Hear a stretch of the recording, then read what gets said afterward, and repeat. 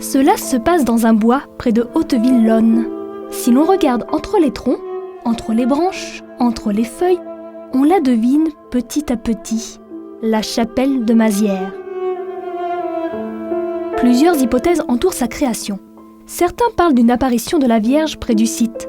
D'autres affirment que des moines cherchaient à y établir une chartreuse en 1132.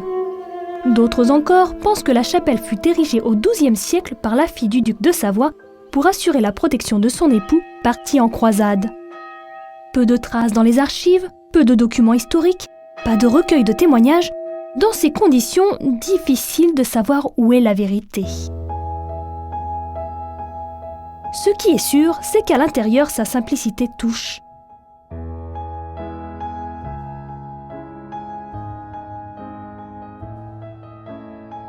Un mobilier clairsemé, une simple frise peinte représentant des feuilles de hêtre, un bénitier. Dans son vallon isolé, cette chapelle incite au recueillement. Et c'est d'ailleurs peut-être pour cette raison que les pèlerins affluent au pied de la Vierge 2 fois par an, le 15 août et le 8 septembre.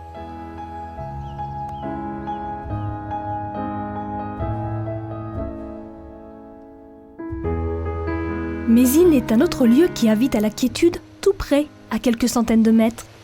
Penchez-vous un peu, mais pas trop non plus, et regardez en bas de cette cascade, le trou de la Marmite.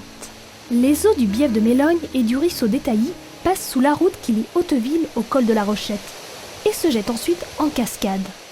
En contrebas, la roche calcaire tendre a été creusée par un tourbillon de cailloux. Au fil des décennies, elle a fini par prendre la forme d'une cuvette, le trou de la Marmite.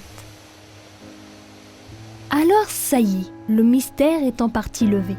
Vous avez trouvé votre havre de paix.